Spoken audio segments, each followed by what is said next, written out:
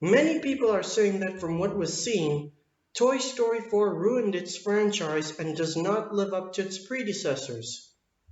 They nag, they brag, they rant, they practically curse or accuse Pixar.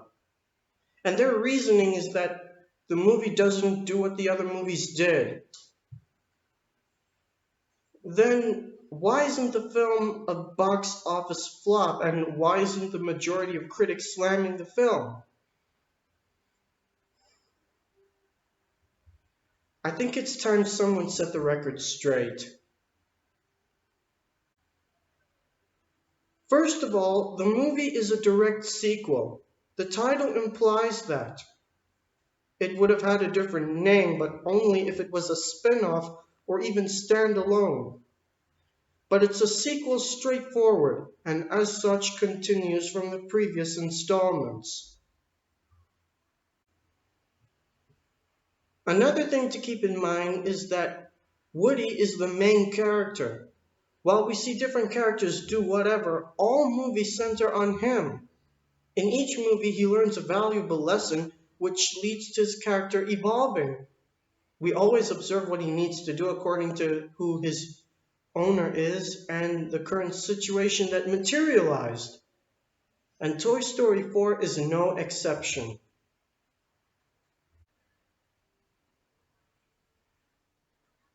There are people saying Toy Story 4 can't be a good movie when the secondary characters got the least screen time of the entire film. In this case, Slinky, Rex, Ham, and the Potato Heads. And even Jessie and Bullseye. They were not involved with what Woody was doing, and we see them do something only during the last part of the film. Well, the thing is, their story arcs were concluded in the third film when they were passed on by Andy. If they occupied the majority of the movie, it would have been that they would start a new story arc, which, in all honesty, isn't needed. At least they were in the movie and had lines. I would imagine them having private discussions while the adventure is going on, especially about the concern of Woody becoming less involved with playtime since the relocation to Bonnie's home. The studio especially had to do something about Mr. Potato Head because Don Rickles, who voiced the character, deceased. So I read his family really wanted him to be in the movie. So the studio got the idea to incorporate unused voice clips which Don recorded, and that worked just fine. We also shouldn't forget Bonnie's toys before Andy's toys joined. Them having voice lines as well had to be considered. So despite the screen time they were given, the other toys of Andy still had a role. All the other characters seen, they shouldn't be a bother at all. They keep the audience watching, and that's what matters. The people who hate the movie complain about Bonnie. Common sense tells you that every child has different likings, and toys is a category among. So Dolly sure made a sufficient statement when she told Woody that Bonnie is not Andy. And obviously we are concentrating on her as the owner in the movie and not Andy. Woody was first encountered by her in Toy Story 3 after he made it out of the daycare. She brought him to her home and played with him. Seemingly he enjoyed it. So once he brought his friends back home, after giving thought, he persuaded Andy to give his toys to Bonnie. Now the way it happened is when Andy presented his toys to Bonnie, she accepted the toys with appreciativeness. Then she looked in the box just to see if there was any more, and she saw Woody. And she sounded glad to see him again. She took him home, but he stowed away in her backpack to help his friends leave the daycare. Andy was surprised that he was in the box as well, even though he didn't actually put him in it. Maybe Woody wanted Andy to understand that he is becoming his own adult and it's for the best that his toys be with another child. So Andy introduced him to her, and he reasons to her that From his experience, from Andy's experience, Woody is the most special of all. He asked her if he can take care of him, and she answered yes. But it's not like she did it in a way that she made a vow. I mean, the simple answer she gave didn't mean too much like a truthful answer, even though she ever did think about it. But Andy expected nothing of her, so he let her have him. What to concede is her adoration of Woody was just one day since she found him. And at that time, she was still going to daycare. So I think after she got Andy's toys, her liking of which toys to play became catalyzed. And if she really did take care of Woody as Andy told her, it would have been she did it to the point when she eventually stops playing with Woody, leading to not remembering if she ever has him.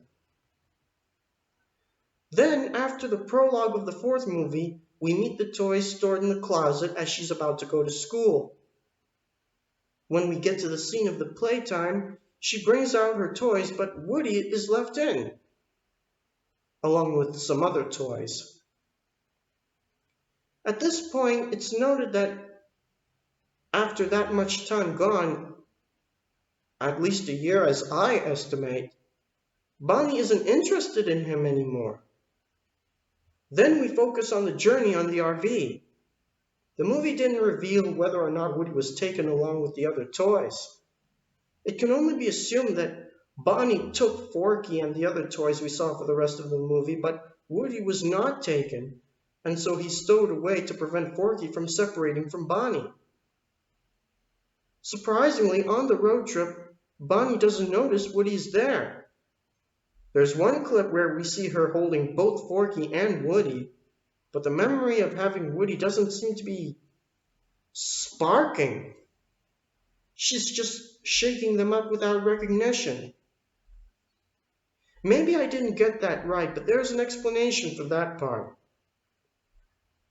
After that, Woody and Forky are found by the mother on the ground, but when she hands them to Bonnie, she takes only Forky. And in the end, when Bonnie and her parents leave the carnival while Woody stayed, Bonnie looks at her toys and she's sure that everyone is present and accounted for.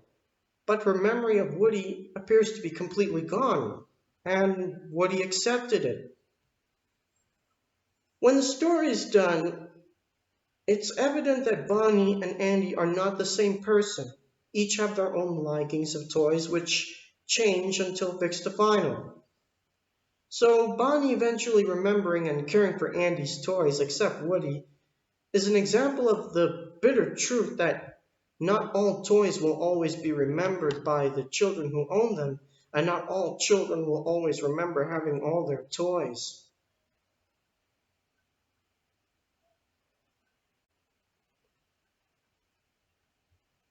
Forky is someone no one came to expect. Now, although Bonnie pieced him together, Woody is the one responsible for his existence.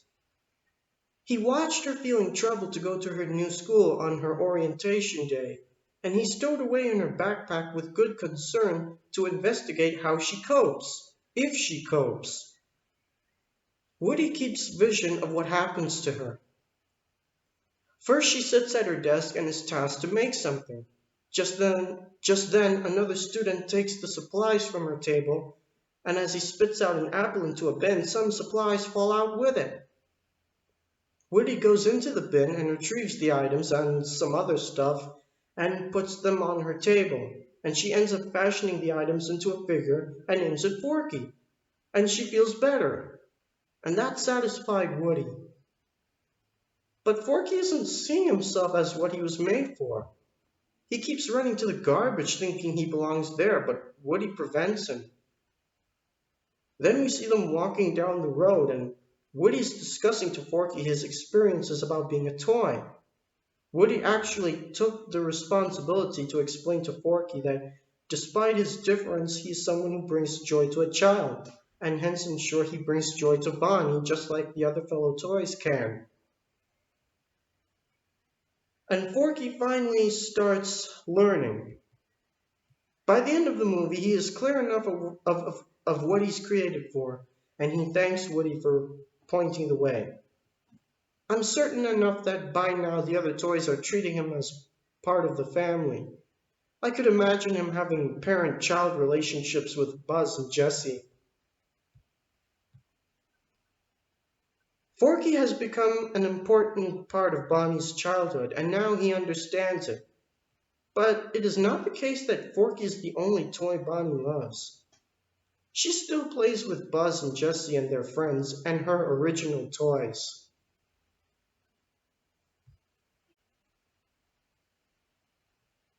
Then there's Bo Peep. She is perhaps the reason for Toy Story 4 to become. Some say the animators and even the writers made her look terrible. She does look different in this film for how she was animated, but I think that's excusable. What with the change in technology of animation? That and they probably didn't keep her original sketches. She had rather small roles in all the films she was in. And to tell you the truth, I really wanted her to have a bigger role in a future film. And I would often imagine her being able to someday join Woody and the group in a new adventure. So first, we finally find out why she wasn't involved in the final days of the toys with Andy. Woody must have felt some grief as he watched her being carried away. But Bo Peep and her sheep were eventually able to make a new life for themselves. I suppose she didn't spend all that time being with Woody without ever learning something from him. After all, she must have been a bit used to Woody's acts of heroism from that time. And she and Woody crossed paths with each other when they never expected they could. It was rather different, but only because they were apart for a while and their further individual experiences did change them that much. And she was willing enough to help him with his current situation. Once the problems in the movie were solved, though, what next? But it came to the ultimate decision that she and Woody will always be together. Honestly, I miss Bo Peep.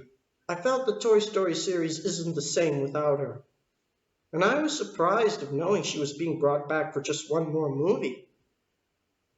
And when the movie's done, I thought the movie fulfilled my wish. Woody and Bo Peep are permanently reunited, and I really wanted that. I also wanted to see her start a friendship with Jessie, and when I saw them hug each other,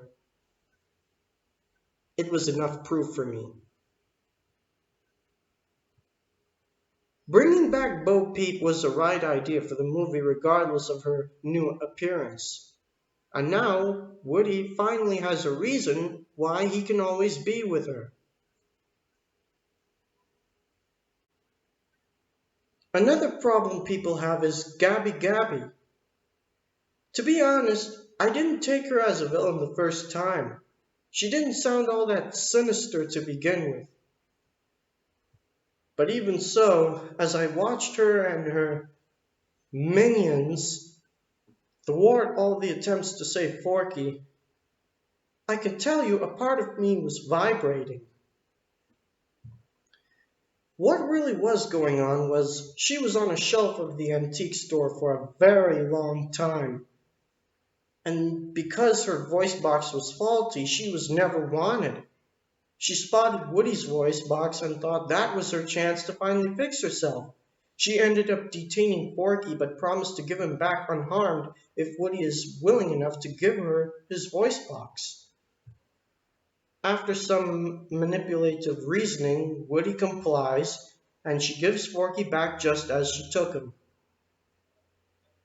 If she truly was evil, her reason to have Woody's voice box would have been a more wicked reason, and she wouldn't have kept the promise to release Forky.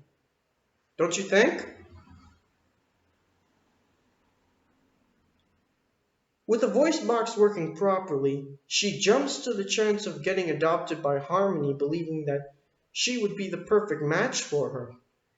But Harmony wasn't interested, and she threw her down instead. Gabby just laid there a defeated doll. She didn't grow outraged or go lunatic. And she did permit Woody to take back his voice box if you pay attention. And Woody didn't tease her for the refusal she got.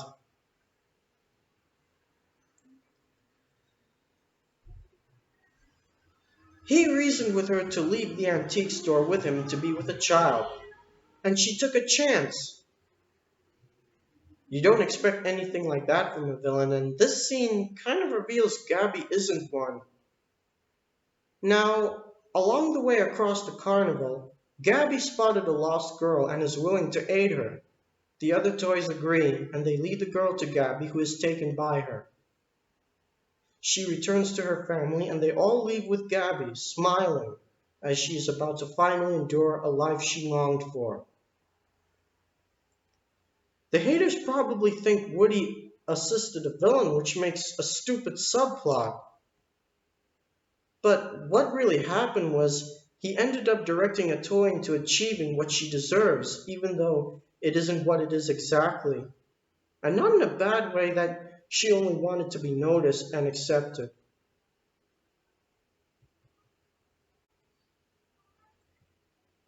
I see some people complain about what Buzz did in this movie.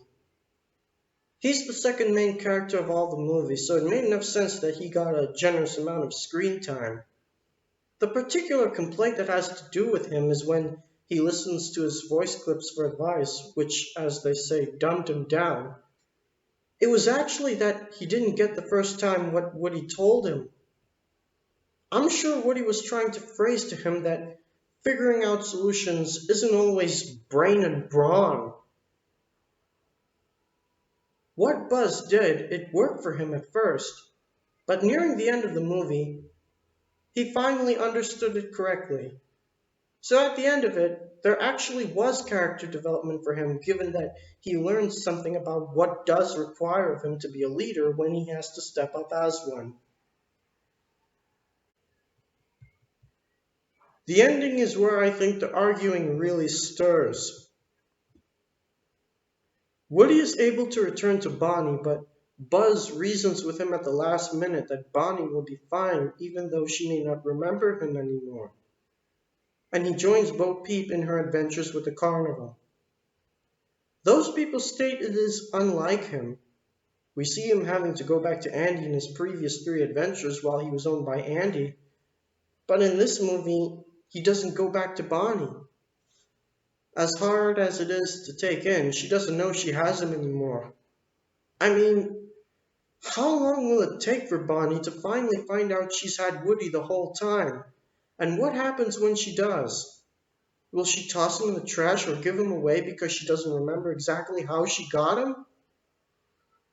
Truth is that a toy being loyal to the owner matters enough, but only when the owner needs the toy and the owner knows having the toy.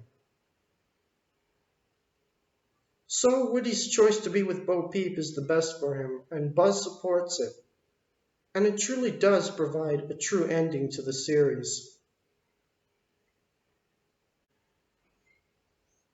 If there's anything I took from after watching the movie, it's that Pixar wanted us to know that there's something else we have to see. Although Woody, Buzz, Jessie, and the others completed their story with Andy and commenced a new life with Bonnie, a new challenge occurred. And so it's that Woody's idea to have himself and all his friends be transferred to Bonnie didn't turn out exactly how he ever figured. Now, if Bonnie was playing with all the toys and getting the needed comfort, and there was therefore no need for Forky, then this movie is not needed. And while Woody is in the house, what's he supposed to do when he's left out while his friends are enjoying the times of playing? Also, what toys go through is what we humans go through. Individuals are stronger when together as a group, but even so, we can't be with the same people our entire lives because times will come when we're necessitated to move on in life. That explained, at the end of it all, Andy giving his toys to Bonnie was actually not a mistake. Woody's friends are being played with by their new owner and they are fine with it. And now Woody himself has his own true happily ever after. Moreover, there would be another story to tell because Woody and Buzz are still together. The whole series involved them being next to each other and their resulted friendship. But the time came for them to part ways, thus bringing the series to a true close. They each pursue their own happiness, but the friendship between them will always live on.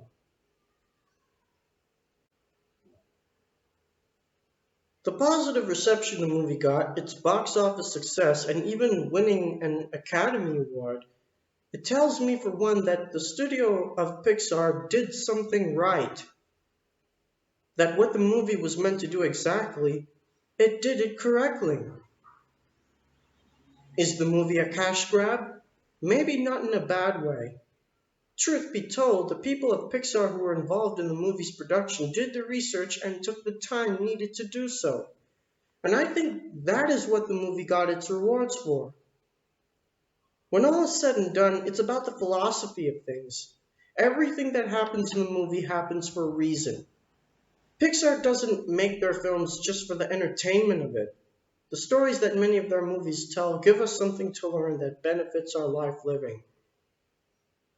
Sure, not everyone would like what took place, but that has nothing to do with the good the movie had done.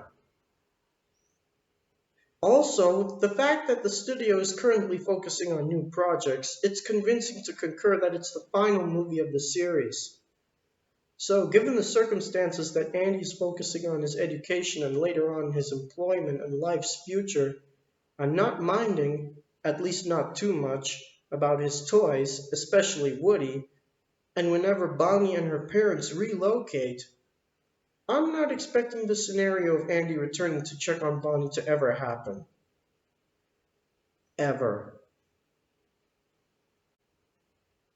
Anyone who hates the movie and says the series is better off with three movies, I don't blame them. That is their opinion. But this movie is one that truly gives the series its conclusion, and the production crew behind the movie intended it. So no matter how many people oppose to it, Toy Story 4 is a good movie. And that's the truth.